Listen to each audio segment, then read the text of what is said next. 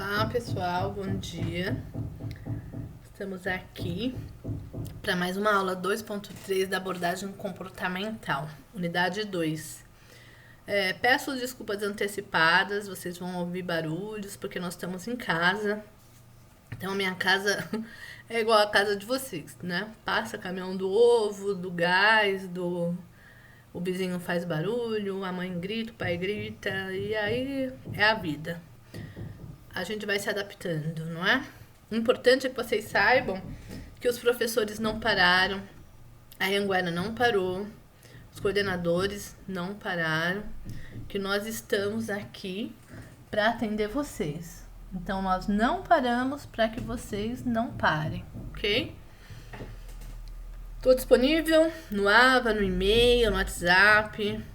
O importante é que vocês sejam bem atendidos, tá? E sejam atendidos da melhor maneira dentro do possível, né? Dentro do que a realidade aí nos traz hoje. Espero que estejam todos bem, que estejam trabalhando, quem tiver que trabalhar, mas se cuidando, que as famílias estejam em casa também, se cuidando, e que tudo isso vai passar, né? Vamos lá então? Gente, vamos fazer. Sempre a gente precisa fazer aquela revisão básica, né? Então, quem não está estudando, por favor, pegue o livro, leia. Se tiver dúvida, consulte. Todos os professores estão disponíveis, consulte a gente. Mas em relação a essa disciplina, dúvidas me mandem aí que a gente vai conversando. Nós vimos então que o Taylor focou no trabalho, na produção, na tarefa, e o Fayol na organização da empresa. E a semana passada nós vimos o Elton Maio, na aula passada, na experiência de Hareton, ele tentou buscar conhecer como os estímulos podem motivar os trabalhadores. O resultado dele foi que o fator psicológico prevaleceu sobre o físico. Então nós vimos que as relações humanas ela vem com o homem social, então pessoas motivadas pela necessidade de reconhecimento, aprovação social e participação nas atividades dos grupos sociais nas quais convivem. Então, quanto maior a integração social no grupo, maior tende a ser a disposição dos seus membros para produzir. Isso foi o que nós vimos na semana passada. E aí depois da teoria científica do Taylor, a clássica do Fayol, veio a teoria das relações humanas com o Elton Mayo, né? E apresentou a existência da organização informal. Lembra que nós vimos na semana passada? Quem não lembra, vai lá no livro. No meu, tá na página 90. Quem tiver no PDF deve ser umas 2 páginas, ou antes ou depois. As relações informais, toda empresa tem a relação formal, e a relação informal é quando as pessoas convivem em grupo e elas vão se conhecendo e tendo essas relações fora do ambiente de trabalho, fora do cargo em si. Elas podem estar dentro da empresa, mas necessariamente, por exemplo, um líder pode ser líder sem ter o cargo de líder, né? Essas que são as relações informais. Lembrando sempre para vocês deverão fazer a pré-aula, e já pegando um gancho, desafio nota máxima. Esse desafio nota máxima, ele é importantíssimo. Se vocês tiverem com alguma dificuldade, por favor, me mande. Eu posso ajudá-los na questão de conseguir entrar e ver qual é a dúvida. Mas não vai ter jeito, vocês vão ter que estudar e vão ter que fazer. Ok? No final da aula, eu coloquei no pós-aula, no AVA de vocês, a atividade para ser entregue até a semana que vem. Até a semana que vem, não necessariamente no dia, no último minuto. Depois vocês vão dar uma lida lá, tá? Verificar o que estão pedindo. Na aula de hoje, a gente vai falar sobre comunicação, motivação, liderança e um pouquinho dessa dinâmica de grupo.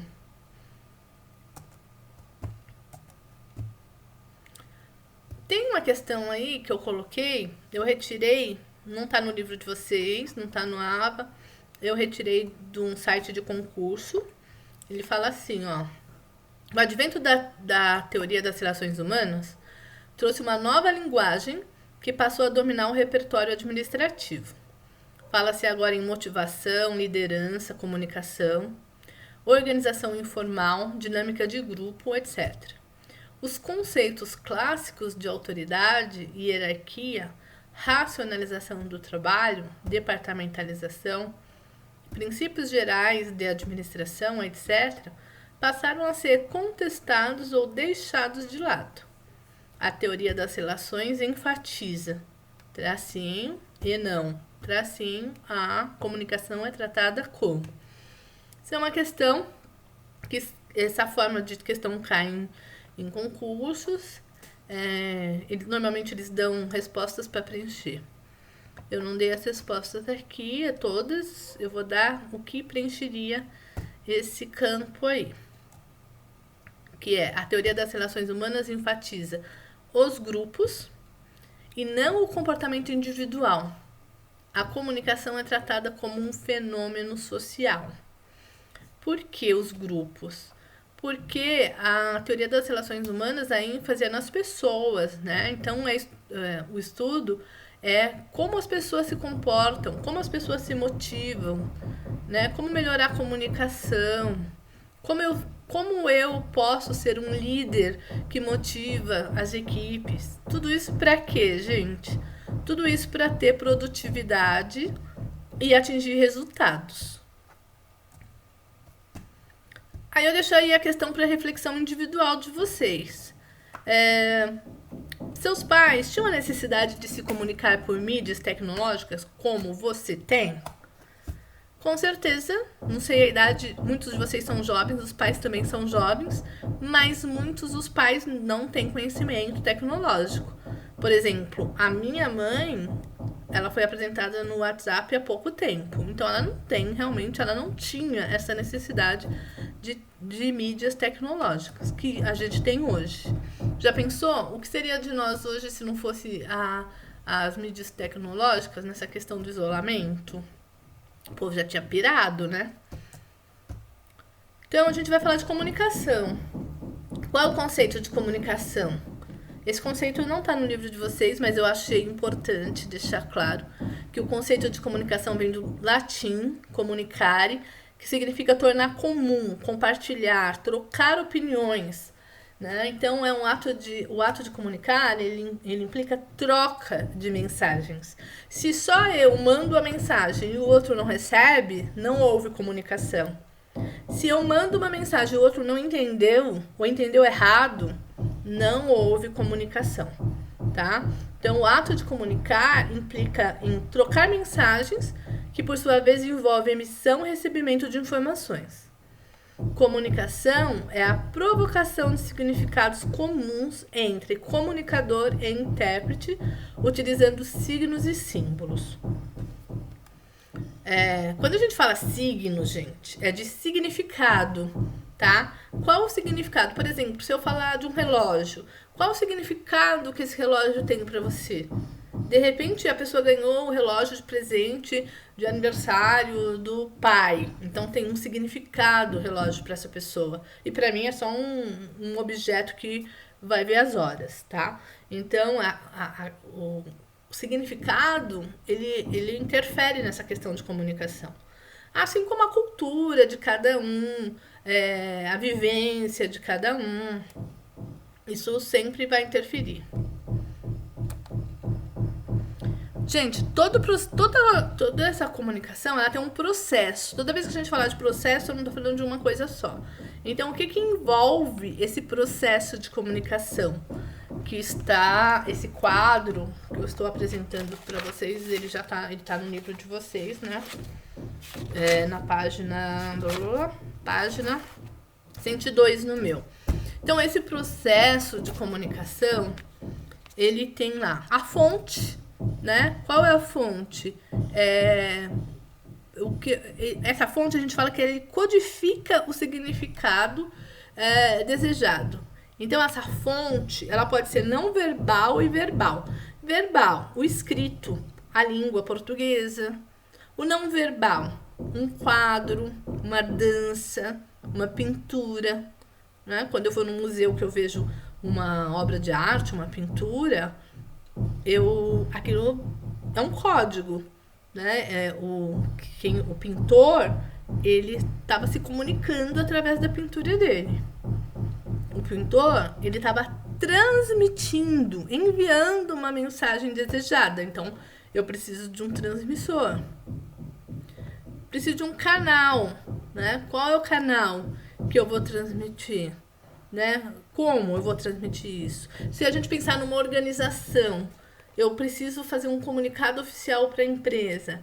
Como que eu vou fazer? Qual o canal que eu vou utilizar? Eu vou utilizar o mural da empresa? Eu vou utilizar a intranet? Eu vou publicar num jornal? Qual canal? Aí, gente, depende de quem eu quero atingir. Se eu quero atingir, por exemplo, os funcionários da produção, talvez não seja muito eficiente eu mandar um e-mail. Seria melhor eu colocar no mural, né? Então, eu preciso conhecer a empresa para saber que canal vai ser mais eficiente. Antes da comunicação chegar no receptor, essa comunicação ela pode ter ruído. Provavelmente vocês estão ouvindo um ruído, porque eu estou ouvindo um ruído aqui do meu vizinho batendo na minha parede. Gente, não adianta. Periferia vive em obra. Nunca acaba a obra. Todo dia tem um vizinho fazendo obra. Então, todos os dias que eu for gravar áudio, vai ter um barulho diferente aqui. Um ruído. Esse ruído pode interferir na comunicação da gente, ok? Esse ruído, na comunicação, ele não precisa ser físico. Nem sempre é físico. Às vezes pode ser um ruído de um mal... Eu não entendi o que o outro falou. Então, eu não entendi. Ele vai chegar no receptor de uma maneira errada. Então, teve algo no meio da comunicação entre quem emitiu e quem recebeu que não tá claro, que não ficou entendido, tá? Por exemplo, quem é casado aí, às vezes chega em casa, a mulher tá nervosa, irritada, e a pessoa fala assim: oi, boa noite, tudo bem? Aconteceu alguma coisa? Aí a outra pessoa responde assim: nada, não aconteceu nada. Quer dizer, eu posso entender realmente como nada, ou posso entender que tem alguma coisa errada aí, né? Se eu entender que não teve nada, eu não me comuniquei, porque de repente tinha alguma coisa, né? Então esse ruído pode ser o silêncio. O silêncio pode ser um ruído. A pessoa fala alguma coisa e você não entendeu, mas fica em silêncio, tá? E pode ser o boato. Sabe a rádio peão? Quando as coisas...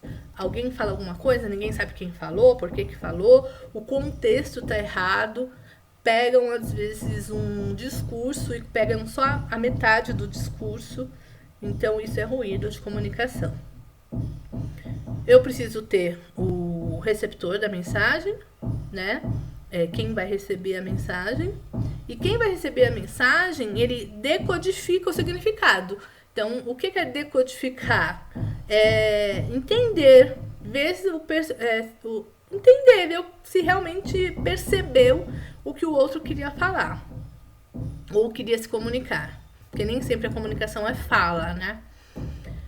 Quando esse processo acontece, ele tem a retroalimentação, ou seja, eu entendi, então eu continuo me comunicando lá com a fonte, eu uso um código também. Então, se a pessoa falou comigo em português, eu vou responder em português.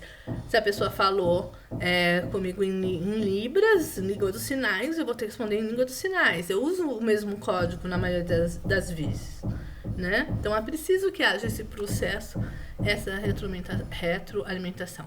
E, gente, é importantíssima a comunicação nas empresas.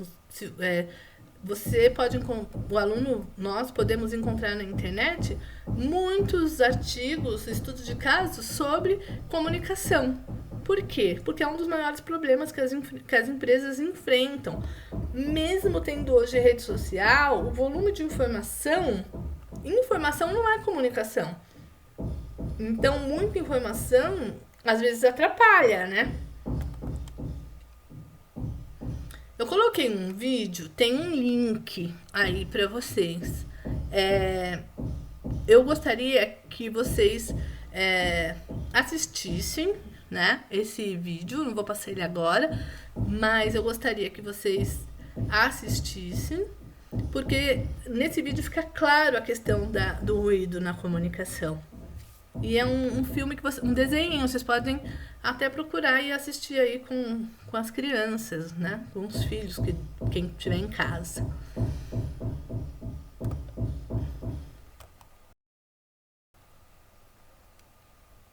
Ixi, soltei. Agora vamos ver então.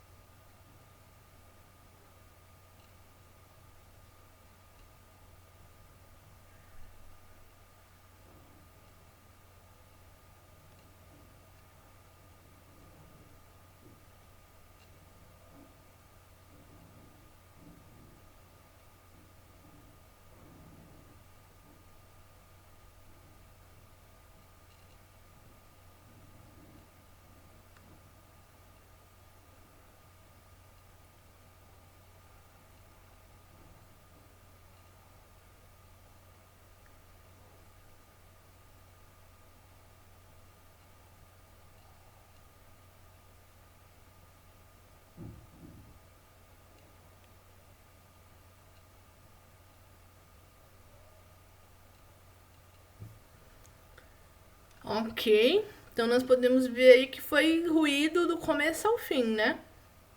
E causa problemas. Toda falta de comunicação traz prejuízos. No desenho foi o Dick que rompeu, mas toda falta de comunicação ela traz prejuízo para as empresas.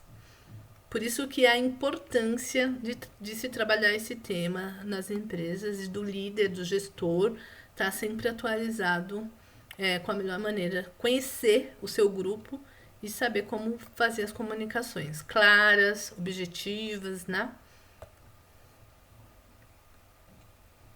Então, a comunicação, nós vimos, é um processo, ele é fundamental para a manutenção das relações humanas.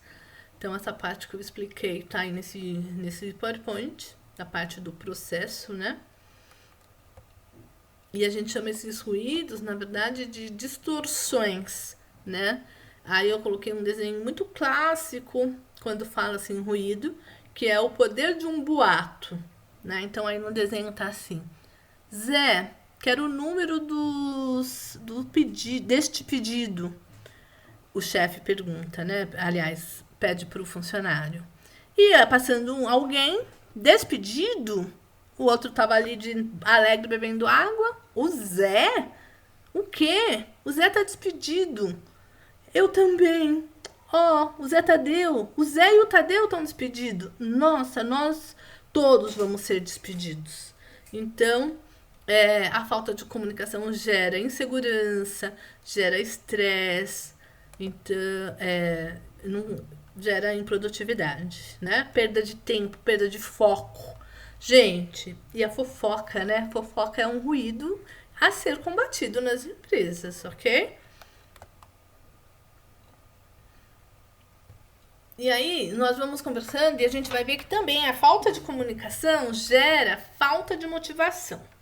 Mas o que é motivação? Motivação, ela é o motivo que você tem para ação, né? Se te perguntarem o que te move, o que te faz levantar da cama e trabalhar com essa situação hoje do país, que as pessoas, de repente, tem gente que tá em casa e quer ir pra rua, e tem gente que tá na rua e quer voltar pra casa com medo, inseguro, né? De trazer doença pra família. Então, assim, o que que te move? O que que te faz acordar de manhã? Então, assim, os estudos, eles detectaram, determinaram que que a motivação ela tem três propriedades. A questão da direção, que é isso que eu tô falando, seu objetivo, sua meta, seu foco, o que te direciona, a intensidade, a quantidade de esforço que você desempenha para conseguir o seu objetivo e a duração, a quantidade de tempo. Então, qual é o meu objetivo? Meu objetivo é ser promovido.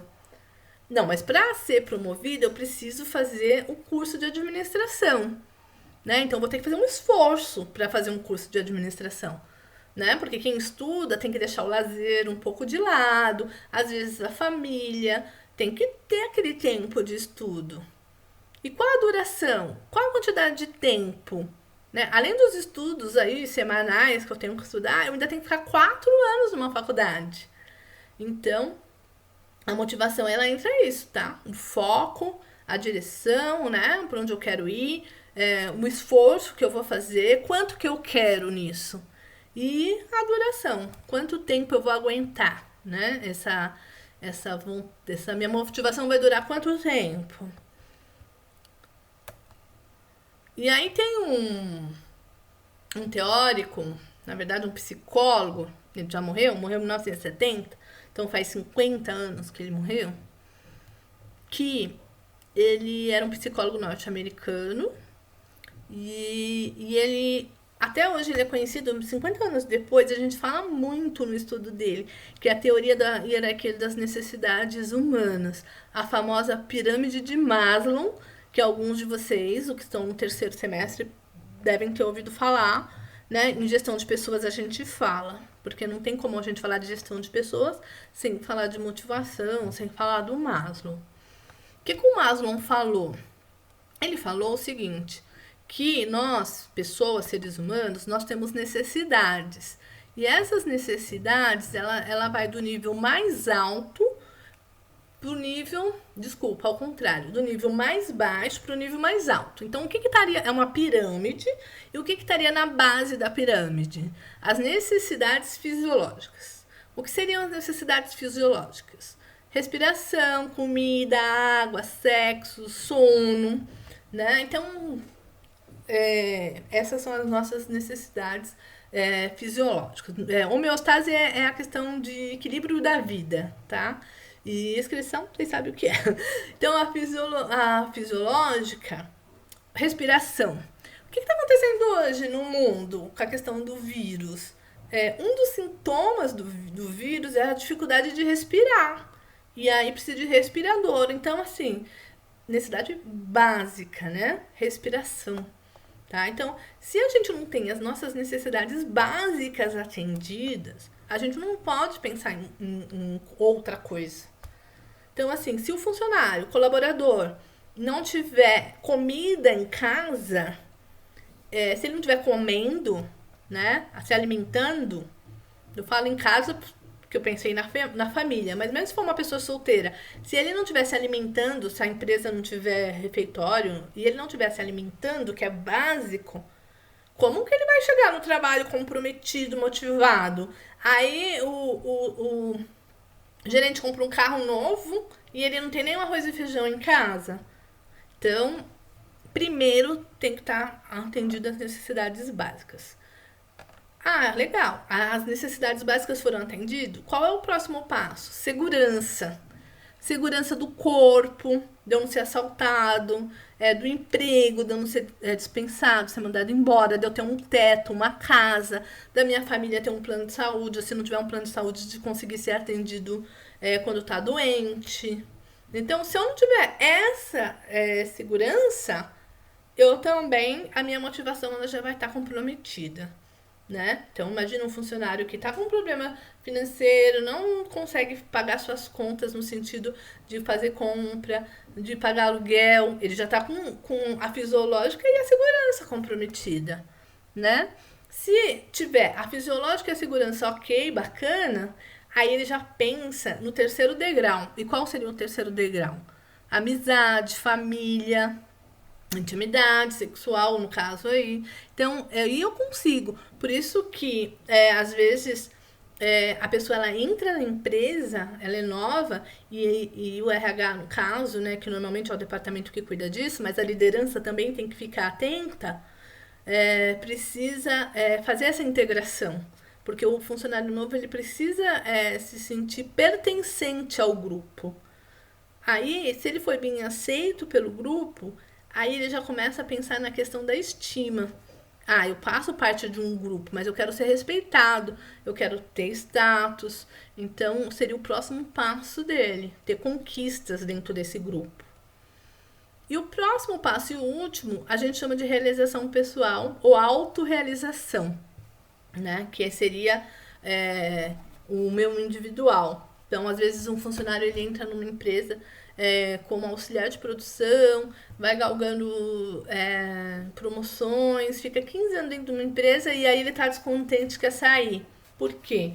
Porque, na verdade, ele queria fazer um curso, o sonho dele era fazer outra coisa. Então, a pessoa ela vai em busca dessa realização pessoal quando todos os outros degraus dessa escala das necessidades já estão preenchidos.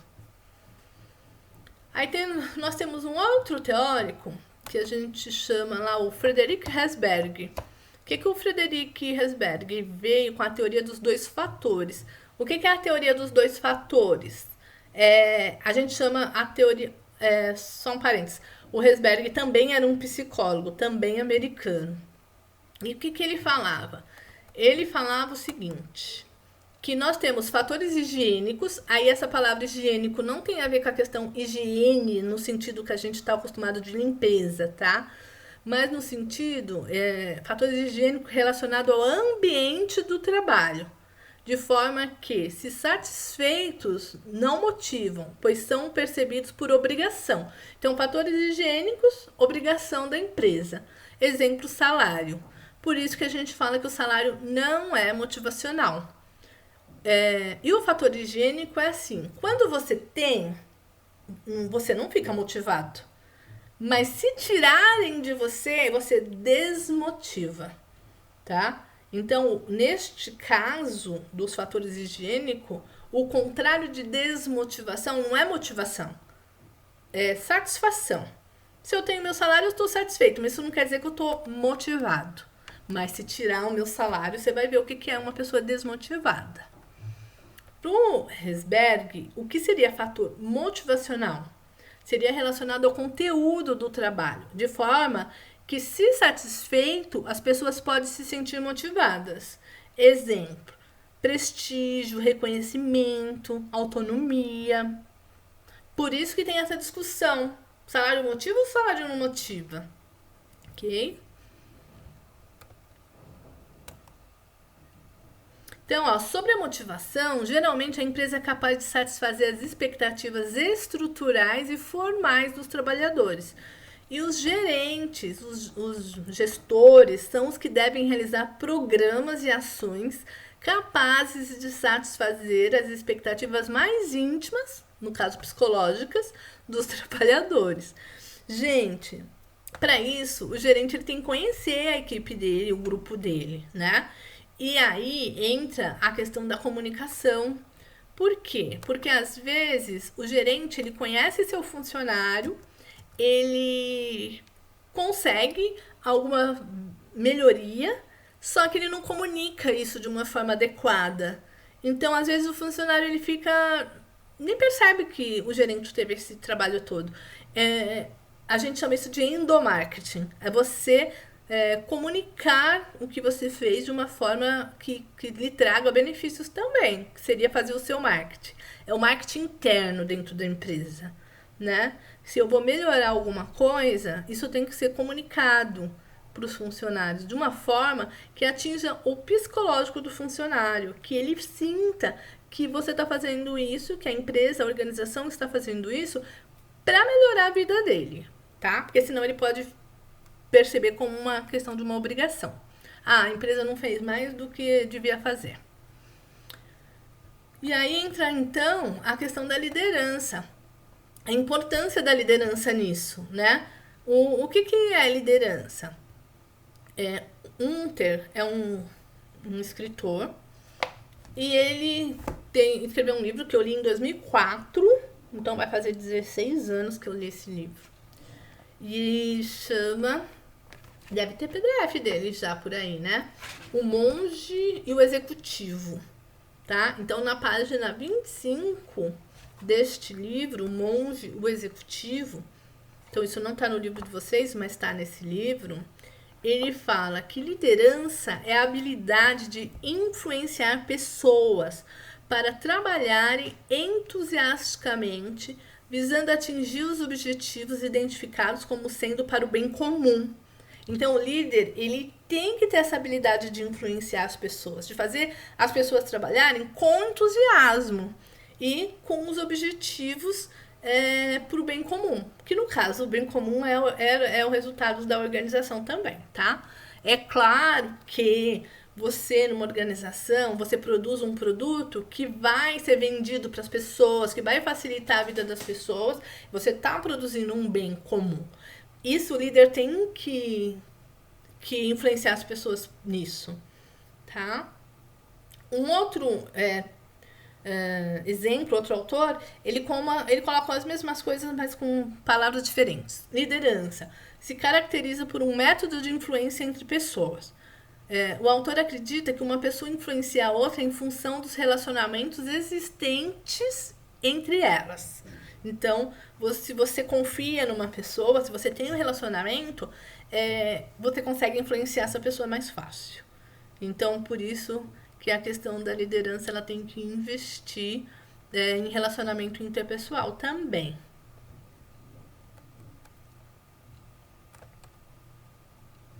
E aí, a página 104 de vocês, ela traz estilos de liderança. Tá no livro do Maximiano, Introdução à Administração. Maximiano é um autor também muito interessante para quem está estudando administração. Quando acabar essa fase nossa de isolamento, distanciamento, quando voltamos às nossas normalidades, passem na biblioteca e peguem esse livro para dar uma olhada. Quais os estilos de liderança que ele fala? Ele começa na tirania e termina na demagogia. Tirania, abuso de autoridade e excesso de poder. Demagogia, busca da popularidade com os liderados. Então, numa organização, numa empresa, a gente já tira de cara esses dois, os extremos. A tirania e a demagogia a gente nem estuda. O que a gente vai estudar? Autocracia, democracia e liberalismo. Autocracia, centralização de poder de decisão do chefe. Então, autocrata. Eu mando, você obedece. Eu sou chefe, eu tenho poder. Eu não estou aqui aberto para ouvir opiniões, para ouvir sugestões. Esse é o autocrata. O democrata. Democracia, a divisão dos poderes de decisão entre chefe e grupo. Então, eu tenho um grupo, eu conheço esse grupo e eu vou delegar, né? Eu vou compartilhar decisões com esse grupo. Eu vou dar autonomia para algumas pessoas. Gente, o líder, ele precisa conhecer esse grupo, porque nem todos estão também aptos a terem autonomia, né? Nem todos. Então, a gente precisa conhecer para saber o que a gente vai delegar, para quem a gente vai delegar. E tem o liberalismo, né? O liberalismo, ele é também conhecido, se você procurar na internet e achar o líder laissez-faire, é o liberalismo. O que é o laissez-faire? Ele meio que deixa as coisas correrem, o barco andar. Aí, ó, a delegação do poder de decisão ao grupo. Mas ele pode delegar e não acompanhar. E se der algum problema, ele pode falar, olha, resolve aí, o problema é seu. Nenhum desses três, tá? Autocracia, democracia, liberalismo, é o melhor ou o pior. Tudo vai depender da situação. Vai ter situações que o chefe vai ter que ser autocrático mesmo, vai ter que centralizar as decisões nele, e normalmente são momentos de tensão, momentos de estresse, momento que as coisas estão passando por um período, tipo agora, né? Liberar ou não liberar os funcionários, trabalhar ou não trabalhar, são momentos, mandar embora ou não mandar embora, são momentos que o chefe, ele precisa tomar decisões, e aí ele vai tomar decisões sem compartilhar, sem pedir opinião. Democracia, no período de democracia, é mais harmônico, né? Acho que tá na outra tela isso. Então, ó, o Maximiano ainda apresenta outra discussão sobre estilos de liderança, segundo o qual os estudiosos, aí ele tem dois estudiosos, Tannenbaum e Smith, desenvolveram uma métrica, medida, né? Comparando os dois extremos de liderança. De um lado, um estilo com alto grau de autoridade, centrado no chefe, autocrático, e do outro, um estilo que possibilita a liberdade aos liderados, então, democrático. Então, autocrático e o mais democrático. Aí ele entra num outro gráfico, no livro de vocês tem, que é o contínuo de liderança. Então, vamos observar o que está acontecendo aí. Essa parte mais azul, meu livro tá em preto e branco, minha Xerox, não é livro, né, Xerox. Então ele vai estar, no livro de vocês nem tá em negrito, mas assim, tá as duas cores iguais. Mas assim, nessa imagem que eu tô colocando, ele tá mais azul. Então, ó, uso de autoridade pelo gestor. Vocês vão verificando aqui, ó, o gestor toma decisão e comunica. Ele não pediu opinião, ele tomou a decisão e comunicou. Ó, mais o azul pro chefe, pro gestor, e a parte do subordinado tá menorzinho, tá vendo? Conforme vai aumentando a liberdade do subordinado, vai ficando maior pro lado do subordinado e menor pro gestor. No meio, se vocês colocarem aqui 1, 2, 3, 4, 5, 6, 7, vai, no quarto, tem o gestor apresenta uma decisão sujeita a alterações. Então, aqui é meio 50%, 50%, tá? Só para vocês entenderem o gráfico. Como é que ele começa aqui? O gestor tomando decisões, comunicando. Seria o autocrático. O gestor vende a sua decisão. Ele já tomou a decisão. Ele vai para a reunião com a decisão pronta. Mas ele vai vender a ideia dele para as pessoas comprarem. No caso, os subordinados. O terceiro quadrinho, o gestor apresenta suas ideias e questiona. Então, ele apresenta e deixa as pessoas falarem, ok? No quarto, o gestor apresenta uma decisão sujeita a alterações. Então, ele está disposto a alterar.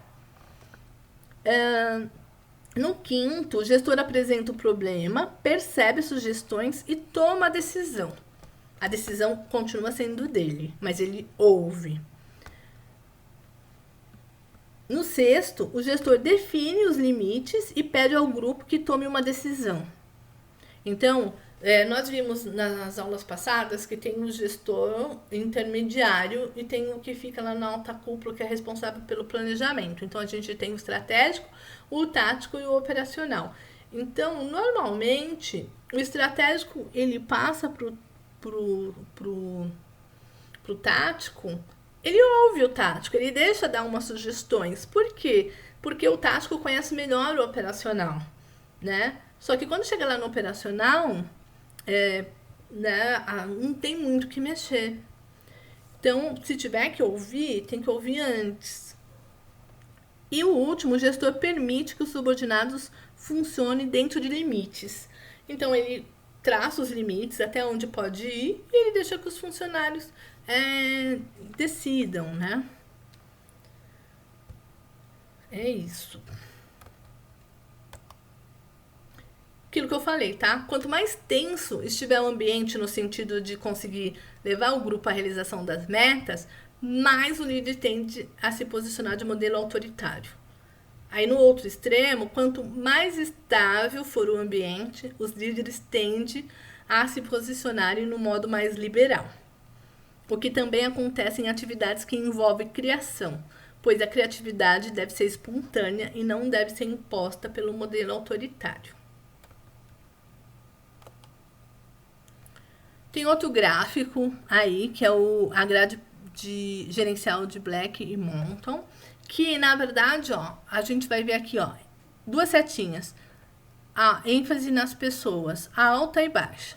Quando o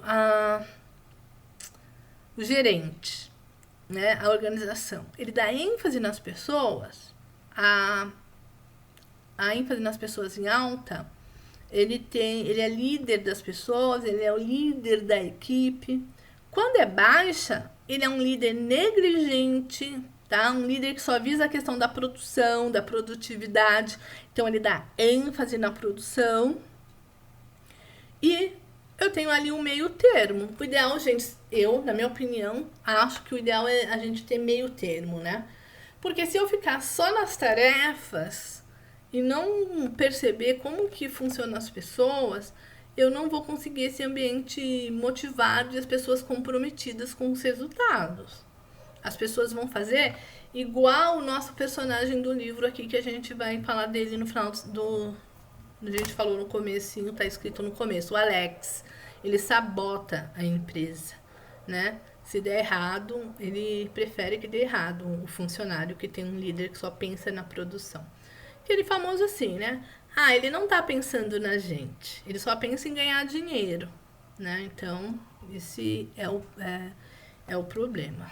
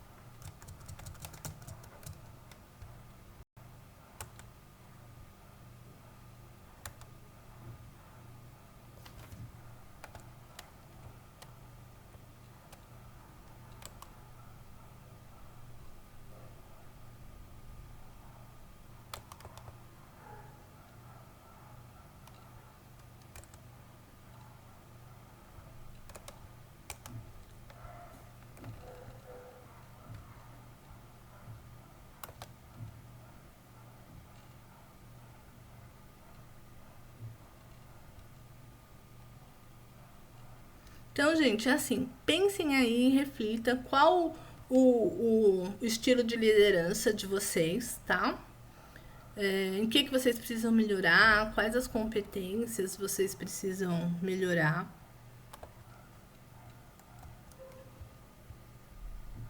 Tô com uma dificuldade aqui, gente. Hoje é o dia, né?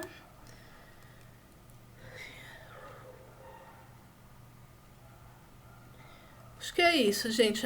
Esse vídeo ficou muito extenso, eu não queria, mas era importante eu falar. Nos demais slides, então, vocês vão ver. A única coisa que eu peço para vocês entrem, então, agora na pós-aula e veja o arquivo que eu coloquei lá. Qualquer dúvida, eu estou à disposição, tá bom? Abraços e eu espero na próxima aula a gente entrar ao vivo lá, ok?